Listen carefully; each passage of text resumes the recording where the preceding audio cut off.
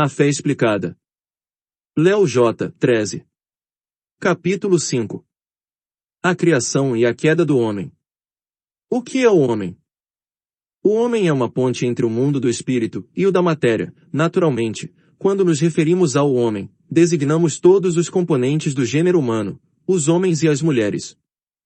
A alma do homem é espírito, de natureza similar ao anjo, o seu corpo é matéria, similar em natureza aos animais.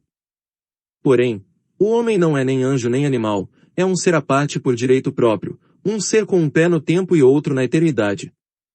Os filósofos definem o homem como animal racional, racional, indica sua alma espiritual, e animal, o seu corpo físico. Conhecendo a inclinação que nós, os homens, temos para o orgulho e para a vaidade, é de surpreender a pouca atenção que damos ao fato de sermos uns seres tão maravilhosos. Só o corpo já é suficiente para nos deixar espantados. A pele que o cobre, por exemplo, valeria milhões para quem fosse capaz de reproduzi-la artificialmente. É elástica, renova-se por si, impede a entrada do ar, da água e de outras matérias, e, não obstante, permite que saiam. Mantém o corpo a uma temperatura constante, independentemente do tempo ou da temperatura exterior. Mas, se voltarmos a vista para o nosso interior, veremos maravilhas ainda maiores. Tecidos, membranas e músculos compõem os órgãos, o coração, os pulmões, o estômago, etc. Cada órgão é formado por uma galáxia de partes semelhantes às concentrações de estrelas, e cada parte, cada célula, dedica a sua operação à função desse órgão particular, circulação do sangue, respiração do ar, a sua absorção ou a dos alimentos. Os diversos órgãos mantêm-se em atividade 24 horas por dia, sem que haja pensamentos ou orientações conscientes da nossa mente. Por outro lado, e isto é o mais espantoso, mesmo que cada órgão esteja aparentemente ocupado na sua função própria, na realidade trabalha constantemente pelo bem dos outros e de todo o corpo. O suporte e a proteção de todo esse organismo, que chamamos corpo, é o esqueleto. Dá-nos a rigidez necessária para estarmos erguidos, sentar-nos ou andar. Os ossos dão apoio aos músculos e tendões, tomando possível o movimento e a ação. Dão também proteção aos órgãos mais vulneráveis. O crânio protege o cérebro, as vértebras, a medula espinal, as costelas, o coração e os pulmões. Ao ir de tudo isso, as extremidades dos ossos longos contribuem para a produção dos glóbulos vermelhos do sangue. Outra maravilha do nosso corpo é o processo de manufaturação, em que está ocupado todo o tempo. Introduzimos alimentos e água na boca, e nos esquecemos do assunto, o corpo continua sozinho a tarefa. Por um processo que a biologia explica, o aparelho digestivo transforma o pão, a carne e as bebidas num líquido de células vivas que banha e nutre constantemente cada parte do nosso corpo. Este alimento líquido, a que chamamos sangue, contém açúcares, gorduras, proteínas e outros elementos. Flui até os pulmões e recolhe oxigênio, que transporta junto com o alimento para cada canto do corpo.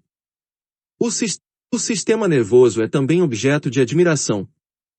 Na realidade, há dois sistemas nervosos, o motor, pelo qual o meu cérebro controla os movimentos do corpo, o meu cérebro ordena anda, e os meus pés obedecem e se levantam ritmicamente, e o sensitivo, pelo qual sentimos dor, essa sentinela sempre alerta às doenças e às lesões, e pelo trazemos o mundo exterior ao nosso cérebro através dos órgãos dos sentidos, a vista, o olfato, a audição, o paladar e o tato. E esses órgãos também são, por sua vez, um prodígio de desenho e precisão. A ladainha das maravilhas do nosso corpo poderia prolongar-se indefinidamente, aqui só mencionamos algumas de passagem. Se alguém pudesse fazer um passeio turístico pelo seu próprio corpo, o guia poderia indicar-lhe mais maravilhas que admirar do que as que há em todos os centros de atração turística do mundo juntos. E o nosso corpo é apenas metade do homem, e de longe, a metade menos valiosa. Mas é um dom que temos de apreciar, um dom que devemos agradecer, a morada idoneia para a alma espiritual, que é a que lhe dá vida, poder e sentido. O corpo do homem, diz-nos o catecismo, aprofundando e expandindo essa ideia, participa da dignidade da imagem de Deus, ele corpo humano precisamente porque é animado pela alma espiritual, e é a pessoa humana inteira que está destinada a tomar-se, no corpo de Cristo, o templo do Espírito, n. 364. O homem tem corpo, mas é mais que um animal. Como os anjos, tem um espírito imortal, mas é menos que um anjo. No homem, encontram-se o mundo da matéria e o do espírito, alma e corpo se fundem no ponto uma substância completa que é o ente humano. A pessoa humana, criada à imagem de Deus, é um ser ao mesmo tempo corporal e espiritual. O relato bíblico exprime esta realidade numa linguagem simbólica, quando afirma que Deus modelou o homem com a argila do solo, insuflou nas suas narinas um hálito de vida e o homem se tomou um ser vivente. Gênesis 2, 7. Portanto, o homem na sua totalidade é querido por Deus, n. 362. O corpo e a alma não se unem de modo circunstancial. O corpo não é como que um instrumento da alma, algo de parecido a um carro para o seu condutor. A alma e o corpo foram feitos um para o outro. Fundem-se, compenetram-se tão intimamente que, ao menos nesta vida, uma parte não pode existir sem a outra. Se soldarmos um pedaço de zinco a um pedaço de cobre, teremos um pedaço de metal. Esta união seria uma mera união acidental, pois não teríamos uma substância nova. Saltaria à vista que era um pedaço de zinco pegado a outro de cobre. Mas se o cobre e o zinco se fundem e se misturam, surgirá uma nova substância que chamamos bronze. O bronze já não é zinco nem cobre, é uma substância nova composta de ambos. De modo semelhante, nenhum exemplo é perfeito, o corpo e a alma se unem numa substância que chamamos homem. A unidade da alma e do corpo é tão profunda que se deve considerar a alma como a forma do corpo, ou seja, é graças à alma espiritual que o corpo constituído de matéria é um corpo humano e vivo. No homem, o espírito e a matéria não são duas naturezas unidas, mas a sua união forma uma única natureza, n. 365. O caráter desta união torna-se evidente pela maneira como alma e corpo atuam um sobre o outro. Se corto um dedo, não é só o meu corpo que sofre, também a minha alma sofre. Todo o meu eu sento a dor. E se a minha alma é afligida por preocupações, isso repercute no meu corpo, e podem sobrevir úlceras e outros transtornos. Se o medo ou a ira sacodem a minha alma, o corpo reflete a emoção, empalidece ou se ruboriza, e o coração bate mais depressa. De muitas maneiras diferentes o corpo participa das emoções da alma. Não se deve menosprezar o corpo humano como mero acessório da alma, mas, ao mesmo tempo, devemos reconhecer que a parte mais importante da pessoa completa é a alma. A alma é a parte imortal, e é essa imortalidade da alma que libertará o corpo da morte que lhe é própria. Muitas vezes o termo alma designa na Sagrada Escritura a vida humana inteira. Mas designa também o que há de mais íntimo no homem e o que há nele de maior valor, aquilo que mais particularmente o faz ser imagem de Deus. Alma significa o princípio espiritual no homem, n. 363. Esta maravilhosa obra do poder e da sabedoria de Deus que é o nosso corpo, no qual milhões de minúsculas células formam diversos órgãos, todos juntos trabalhando numa harmonia prodigiosa para o bem de todo o corpo, podem dar-nos uma pálida ideia de como deve ser magnífica a obra do engenho divino que é a nossa alma. Sabemos que é um espírito. Ao falarmos da natureza de Deus, expusemos a natureza dos seres espirituais. Um espírito, é um ser inteligente e consciente, que não só é invisível, como o ar, mas também absolutamente material, quer dizer, não foi feito de matéria. Um espírito não tem moléculas, nem há átomos na alma. Também não se pode medi-lo, um espírito não tem comprimento, largura ou profundidade, nem muito menos peso. Por esta razão, toda a alma pode estar em todas e em cada uma das partes do corpo ao mesmo tempo, não está uma parte na cabeça, outra nas mãos, outra nos pés. Se perdemos um braço ou uma perna, num acidente ou numa operação cirúrgica, não perdemos uma parte da alma. Simplesmente, a nossa alma deixa de estar no que não é senão uma parte do meu corpo vivo. E, por fim, quando nosso corpo estiver tão prostrado pela doença ou pelas lesões que não possa continuar a sua função, a alma o abandonará e seremos declarados mortos. Mas a alma não morre. Sendo absolutamente imaterial, o que os filósofos chamam uma substância simples, não há nela nada que possa ser destruído ou danificado. Não constando de partes, não tem elementos básicos em que possa desagregar-se, não pode decompor-se ou deixar de ser o que é. Não sem fundamento dizemos que Deus nos fez tal qual sua imagem e semelhança. Enquanto o nosso corpo, com todas as suas obras, reflete o poder e a sabedoria divinos, a nossa alma é de um modo especialíssimo um retrato do seu autor. É um retrato em miniatura e bastante imperfeito, mas esse Espírito que nos dá vida e substância é a imagem do Espírito infinitamente perfeito que é Deus. O poder da nossa inteligência, pelo qual conhecemos e compreendemos verdades, raciocinamos e deduzimos novas verdades e fazemos juízos sobre o bem e o mal, reflete o Deus que tudo sabe e tudo conhece. O poder da nossa livre vontade, pela qual deliberadamente decidimos fazer uma coisa ou não, é um eco da liberdade infinita que Deus possui. E, evidentemente, a nossa imortalidade é uma centelha da imortalidade absoluta de Deus. Como a vida íntima de Deus consiste em conhecer-se a si mesmo, Deus Filho, e amar-se a si mesmo, Deus Espírito Santo, tanto mais nos aproximamos da divina imagem quanto mais utilizamos a nossa inteligência em conhecer a Deus, agora pela razão e pela graça da fé, e na eternidade pela luz da glória, e aplicamos a nossa vontade livre em amar o dador dessa liberdade. Por ser a imagem de Deus, o indivíduo humano tem a dignidade de pessoa, não é apenas alguma coisa, mas alguém. É capaz de se conhecer, de se possuir e de livremente se dar e entrar em comunhão com outras pessoas. E é chamado, por graça, a uma uniança com o seu Criador, a oferecer-lhe uma resposta de fé e de amor que ninguém mais pode dar em seu lugar. N357. A fé explicada. Léo J. 13. Parte 2. Como nos fez Deus? Todos os homens descendem de um homem e de uma mulher. Adão e Eva foram os primeiros pais de toda a humanidade. Não há na Sagrada Escritura verdade mais claramente ensinada do que está. O livro do Gênesis estabelece conclusivamente a nossa comum descendência desse único casal. O que acontece então com a teoria da evolução na sua formulação mais extrema, que a humanidade evoluiu de uma forma de vida animal inferior, de algum tipo de macaco? Não é esta a ocasião para um exame detalhado da teoria da evolução, a teoria que estabelece que tudo o que existe, o mundo e o que nele se contém, evoluiu a partir de uma massa informe de matéria primigênia. No que concerne ao mundo em si, o mundo dos minerais, das rochas e da matéria inerte, há uma sólida evidência científica de que sofreu um processo lento e gradual, que se estendeu durante um período de tempo muito longo. Não há nada de contrário à Bíblia ou ao nessa teoria. Se Deus preferiu formar o mundo criando inicialmente uma massa de átomos e estabelecendo ao mesmo tempo as leis naturais pelas quais, passo a passo, essa massa evoluiria até chegar ao universo como hoje o conhecemos, poderia muito bem tê-lo feito assim. Continuaria a ser o Criador de todas as coisas.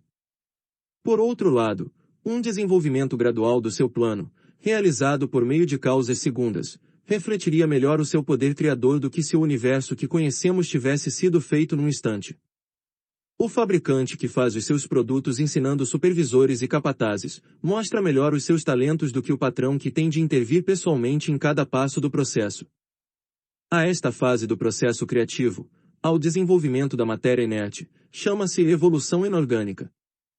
Se aplicamos a mesma teoria à matéria viva, temos a chamada teoria da evolução orgânica. No entanto, o quadro aqui não é tão claro, nem de longe, a evidência apresenta muitas lacunas, até por se tratar de um tema imensamente mais vasto e complexo. Ao contrário do que se pensa vulgarmente, a teoria da evolução orgânica está longe de ser uma disciplina ordenada e completa, cujas afirmações teriam sido comprovadas pela ciência. Muita coisa permanece em discussão ou está por descobrir, e o clássico desenho que representa a transição de um macaco que anda sobre as quatro patas até o homem moderno está totalmente desqualificado hoje em dia. Existem bons livros que poderão proporcionar ao leitor interessado um exame equilibrado de toda esta questão. Mas, para todos os efeitos práticos, as descobertas científicas acerca de possíveis ancestrais humanos têm um interesse bastante relativo. No que diz respeito à fé, principalmente, não tem nenhuma relevância.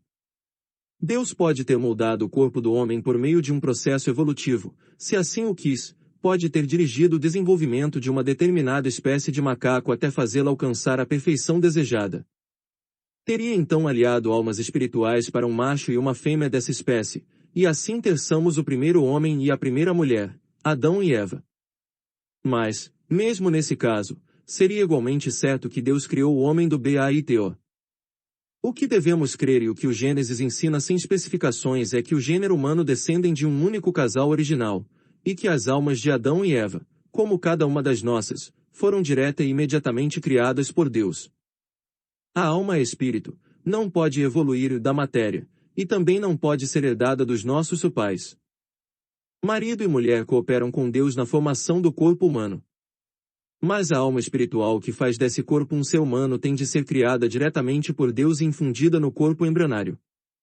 A busca da origem biológica do ser humano continuará, e os cientistas católicos continuarão a participar dela. Sabem que, como toda verdade vem de Deus, não pode haver conflito entre um dado religioso e outro científico. Enquanto isso, nós, os demais católicos, continuaremos imperturbáveis. Seja qual for a forma que Deus tem escolhido para fazer o nosso corpo, o que mais importa é a alma. É a alma que levanta do chão os olhos do animal. É a alma que levanta os nossos olhos até as estrelas, para que vejamos a beleza, conheçamos a verdade e amemos o bem. Na encíclica Unum Genus, o Papa Pio X indica-nos a cautela necessária na investigação destas matérias científicas. O magistilo da Igreja não proíbe que, nas investigações e disputas entre os homens mais competentes de ambos os campos, seja objeto de estudo a doutrina do evolucionismo, na medida em que busca a origem do corpo humano numa matéria viva preexistente, mas a católica manda defender que as almas são criadas imediatamente por Deus. Tudo isso se deve fazer de maneira que as razões de uma e outra opinião, quer dizer, a que defende e a que é contrária ao evolucionismo, sejam examinadas e julgadas sem curria, moderada e temperadamente, e de tal modo que todos se mostrem dispostos a submeter-se ao juízo da Igreja, a quem Cristo conferiu a missão de interpretar autenticamente as Sagradas Escrituras e defender os dogmas da fé. Há pessoas que gostam de falar dos seus antepassados. E se na árvore genealógica aparece um nobre, um grande estadista ou um personagem de algum modo famoso, gostam de dar-se ares de importância. Se quiséssemos, cada um de nós poderia gabar-se dos antepassados da sua árvore genealógica, Adão e Bal. Ao saírem das mãos de Deus, eram pessoas esplêndidas. Deus não os fez humanos comuns, submetidos às leis ordinárias da natureza, como as da inevitável decadência e da morte final, uma morte a que se seguiria uma simples felicidade natural, sem visão beatífica. Também não os fez sujeitos às normais limitações da natureza humana, como são a necessidade de adquirir conhecimentos por meio do estudo e de pesquisas laboriosas, e a de manter o controle do espírito sobre a carne por uma esforçada vigilância. Com os dons que Deus conferiu a Adão e Bal no primeiro instante da sua existência, os nossos primeiros pais eram imensamente ricos. Primeiro, contavam com os dons que denominamos preternaturais para distingui-los dos sobrenaturais. São dons que não pertencem por direito à natureza humana, e, no entanto, não está inteiramente fora da capacidade da natureza humana recebê-los e possuí-los. Para usar um exemplo caseiro relativo a uma ordem inferior da criação, digamos que, se a um cavalo fosse dado o poder de voar, essa habilidade seria um dom preternaturал. Voar não é próprio da natureza do cavalo, mas há outras criaturas capazes de fazê-lo. A palavra preternatural significa, pois, fora ou além do curso ordinário da natureza. Mas se a um cavalo se desse o poder de pensar e de compreender verdades abstratas, isso não seria preternatural, seria, de certo modo, sobrenatural. Pensar não só está para além da natureza do cavalo, mas absoluta e inteiramente acima da sua natureza. Este é exatamente o significado da palavra sobrenatural, algo que está totalmente sobre a natureza da criatura, não só de um cavalo ou de um homem, mas de qualquer criatura. Talvez este exemplo nos ajude um pouco a entender os dois gêneros de dons que Deus concedeu a Adão e Bal. Primeiro, tinham os dons preternaturais, entre os quais se incluam uma sabedoria de ordem imensamente superior, um conhecimento natural de Deus e do mundo, claro e sem obstáculos, que de outro modo só poderiam adquirir com uma investigação e estudo penosos. Depois, contavam com uma elevada força de vontade e o perfeito controle das paixões e dos sentidos, que lhes proporcionavam perfeita tranquilidade interior e ausência de conflitos pessoais. No plano espiritual, estes dois dons preternaturais eram os mais importantes de que estavam dotados a sua mente e a sua vontade. No plano físico, as suas grandes dádivas eram a ausência de dor e de morte. Tal como Deus os havia criado, Adão e Eva teriam vivido na terra, pelo tempo previsto, livres da dor e do sofrimento que, de outro modo, seriam inevitáveis num corpo físico num mundo psíquico. Quando tivessem acabado os seus anos de vida temporal, entrariam na vida eterna em corpo e alma, sem experimentar a terrível separação de alma e corpo a que chamamos morte.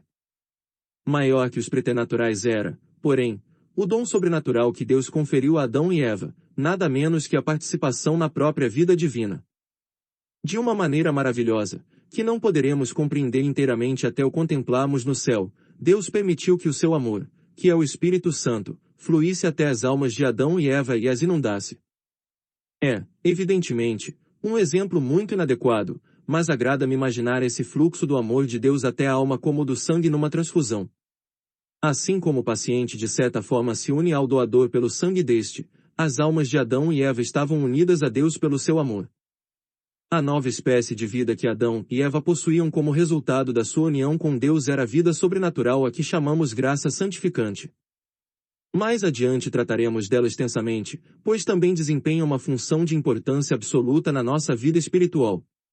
Mas já nos é fácil deduzir que, se Deus se dignou fazer a nossa alma participar da sua própria vida nesta terra temporal, é porque quer também que ela participe eternamente da sua vida no céu. Como consequência do dom da graça santificante, Adão e Eva já não estavam destinados a uma felicidade meramente natural, ou seja, a uma felicidade baseada no simples conhecimento natural de Deus, a quem continuariam sem ver. Com a graça santificante, Adão e Eva, uma vez concluída a sua vida na terra, poderiam conhecer Deus tal como é, face a face. E, ao vê-lo face a face, amá-lo-iam com um êxtase de amor de tal intensidade que nunca o homem teria podido aspirar a ele por sua própria natureza. O novo catecismo relaciona os dons preternaturais com o dom sobrenatural da graça. Pela irradiação da graça sobrenatural, todas as dimensões ela viela do homem foram fortalecidas. Enquanto permanecesse na intimidade divina, o homem não devia nem ler, nem sofrer. A harmonia interior da pessoa humana, a harmonia entre o homem e a mulher, e finalmente a harmonia entre o primeiro casal e toda a criação constituíam o estado denominado item justiça orglau.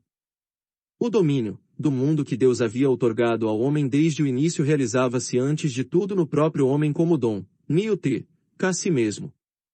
O homem estava asnacto e ordenado em todo o seu ser, porque livre da tríplice concupiscência que o submete aos prazeres dos sentidos, a cobiça-se os bens terrestres e a autoafirmação contra os imperativos ela razão, ns. 376-7.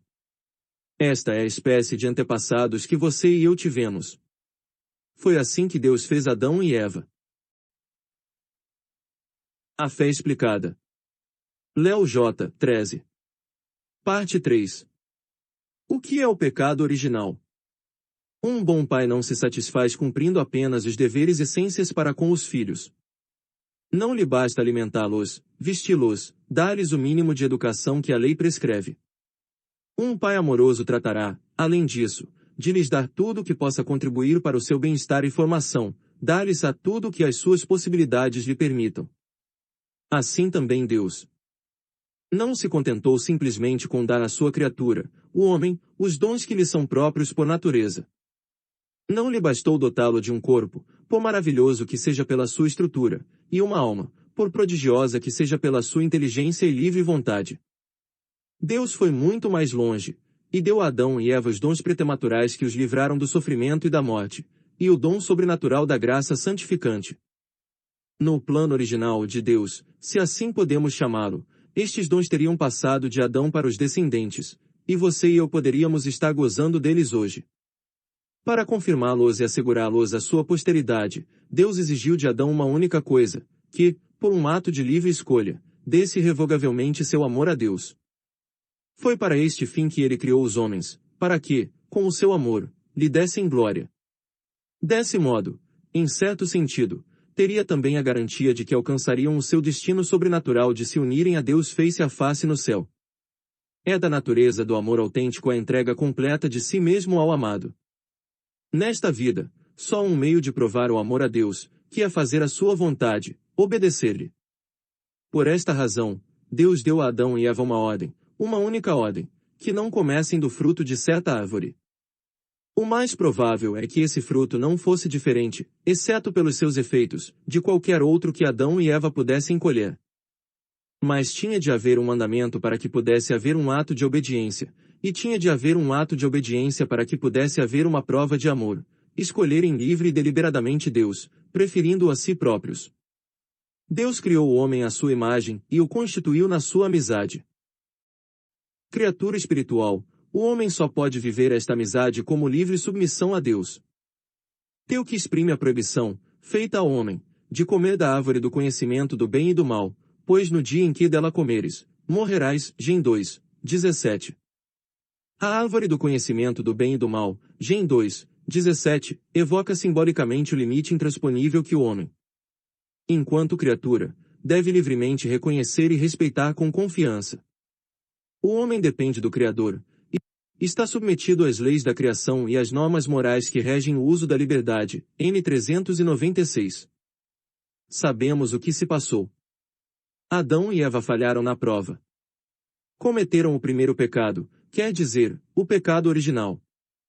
E este peça-ponto do não foi simplesmente uma desobediência.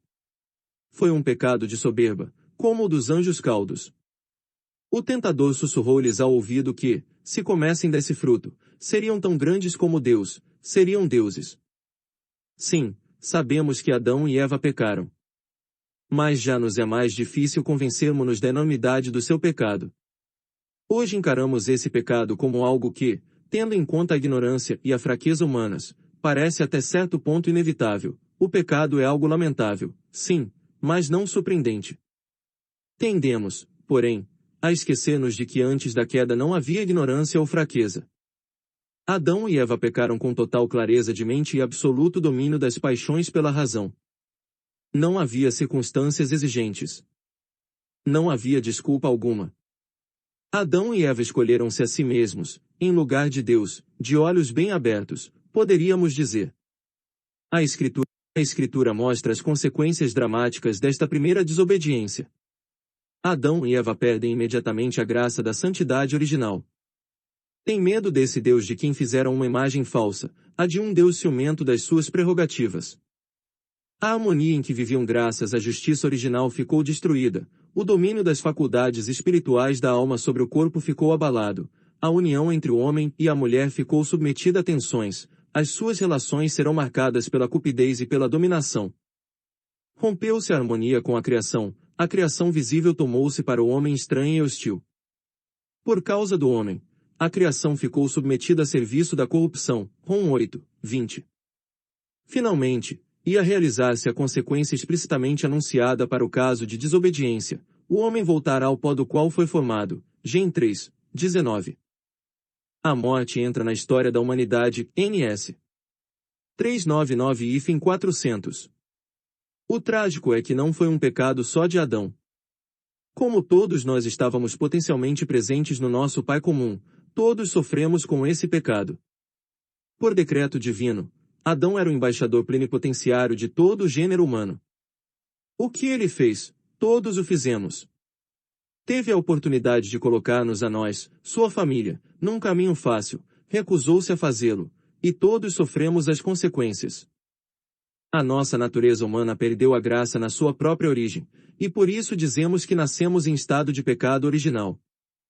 Quando eu era criança e ouvi falar pela primeira vez da mancha do pecado original, a minha mente infantil imaginava esse pecado como uma grande mancha negra na alma. Tinha visto muitas manchas em toalhas, peças de roupa e cadernos, manchas de café, morangos ou tinta, de modo que me era fácil imaginar uma feia mancha negra numa bonita alma branca. Quando cresci, aprendi, como todos, que o espírito não pode manchar-se. Compreendi que a palavra mancha aplicada ao pecado original é uma simples metáfora, e que, além do fato de um espírito não poder manchar-se, a nossa herança do pecado original não é algo que esteja sobre a alma ou dentro dela. Ao contrário, é a carência de algo que deveria estar ali, da vida sobrenatural a que chamamos graça santificante. Noutras palavras, o pecado original não é uma coisa, é a falta de alguma coisa, como a escuridão é a falta de luz. Não podemos colocar um pedaço de escuridão num frasco e levá-lo para casa para vê-lo bem debaixo da luz. Quando o sol sai, desaparece a escuridão da noite. De modo semelhante, quando dizemos que baseamos em estado de pecado original, queremos dizer que, ao nascer, a nossa alma está espiritualmente às escuras, e uma alma inerte no que se refere à vida sobrenatural. Quando somos batizados, a luz do amor de Deus derrama-se nela caudalosamente, e ela toma-se radiante e formosa, vibrantemente viva, com a vida sobrenatural que procede da nossa união com Deus e a sua habitação dentro de nós, com essa vida que chamamos graça santificante. Ainda que o batismo nos devolva o maior dos dons que Deus deu a Adão, o dom sobrenatural da graça santificante, não restaura os dons pretematurais, como o de estarmos livres do sofrimento e da morte, perderam-se para sempre nesta vida. Mas isso não nos deve inquietar. Devemos antes alegrar-nos, considerando que Deus nos devolveu o dom que realmente importa, o grande dom da vida sobrenatural. Se sua justiça infinita não se equilibrasse, com a sua misericórdia infinita, Deus poderia ter dito facilmente, depois do pecado de Adão, lavou as mãos em relação ao gênero humano. Vocês tiveram a sua oportunidade, agora, arranjem-se como puderem. Uma vez, fizeram-me esta pergunta: por que tenho eu que sofrer pelo que Adão fez? Se eu não cometi o pecado original, por que tenho de ser castigado por ele? Basta um momento de reflexão, e a pergunta se responde por si mesma. Nenhum de nós perdeu algo a que tivesse direito. Esses dons sobrenaturais e pretematurais que Deus conferiu a Adão não nos eram devidos por natureza. Eram dons muito acima do que nos é próprio, eram dádivas de Deus que Adão podia ter nos transmitido se tivesse feito o devido ato de amor, mas neles não há nada que possamos reclamar por direito. Se, antes de eu nascer, um homem rico tivesse oferecido a meu pai $1 milhão em troca de um pequeno trabalho, e meu pai tivesse recusado a oferta, na verdade eu não poderia culpar o milionário pela minha pobreza. A culpa seria de meu pai, não do milionário.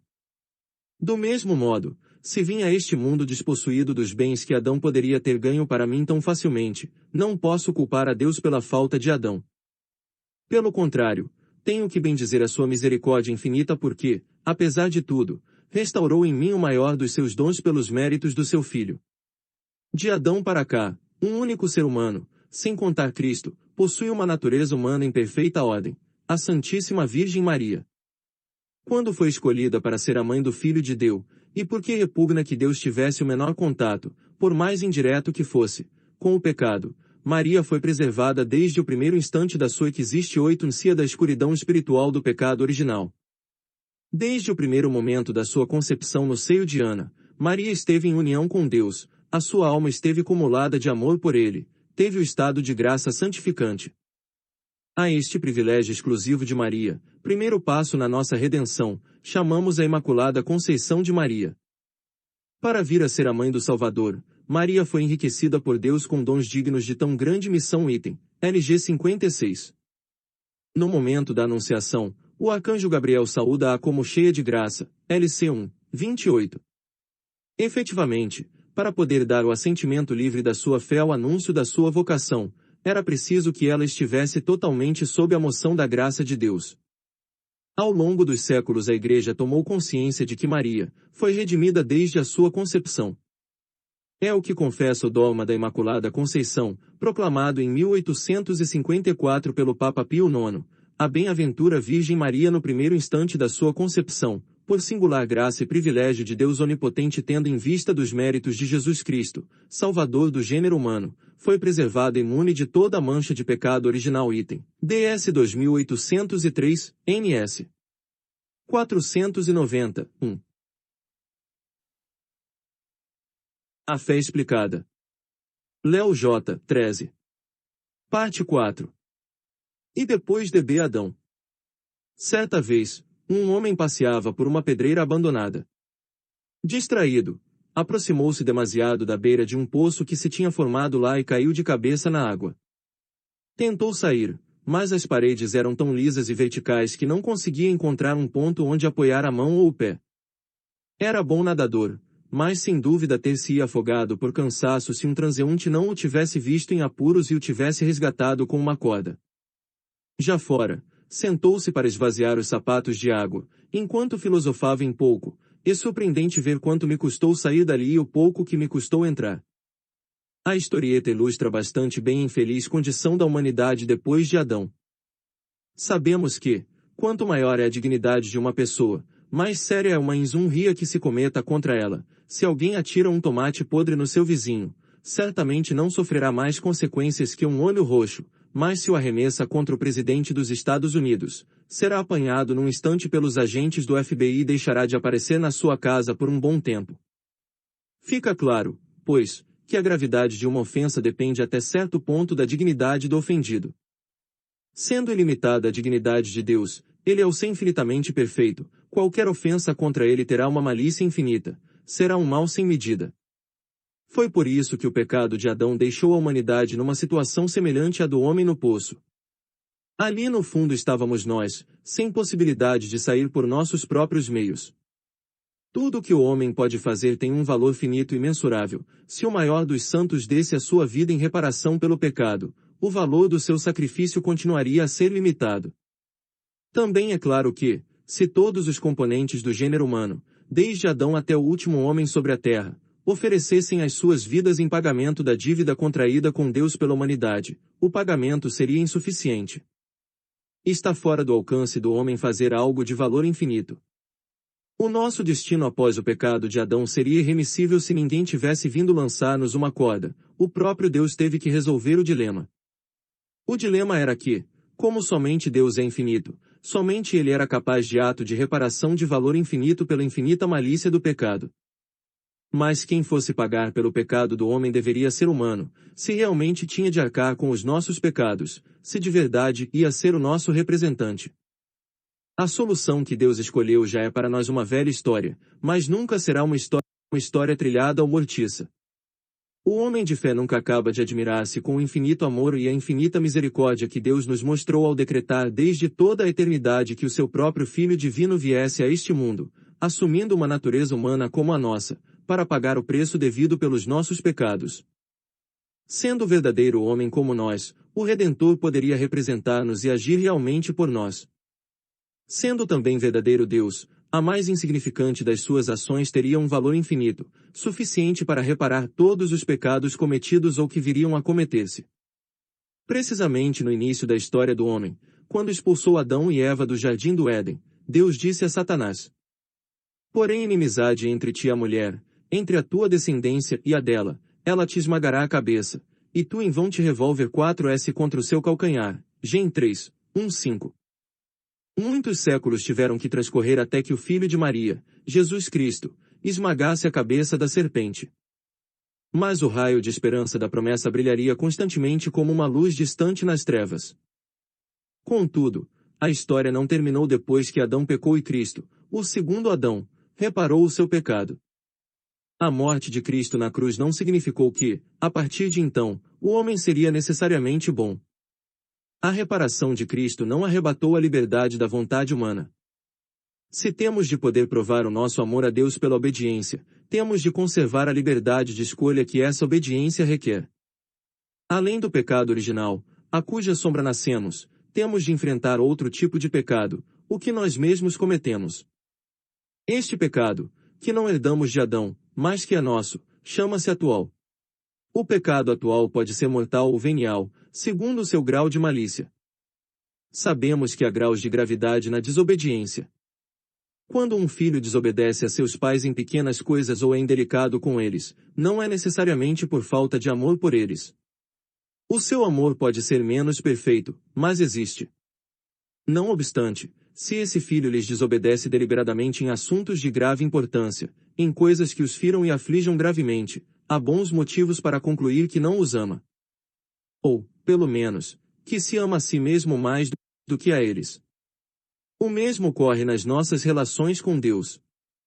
Se desobedecemos a Deus em matérias de menor importância, isso não implica necessariamente que lhe neguemos o nosso amor. Esse ato de desobediência em matéria não grave é o pecado venial. Por exemplo, se dizemos uma mentira que não prejudica ninguém: "Onde você esteve ontem à noite?" "Fui visitar um amigo", quando na realidade fiquei em casa vendo televisão, cometemos um pecado venial. Mesmo em matéria grave, o meu pecado pode ser venial se tiver havido ignorância ou falta de consentimento pleno. Por exemplo, Pecado mortal mentir sob juramento. Mas se eu penso que o perjúrio é um pecado venial, e o cometo, para mim isso será um pecado venial.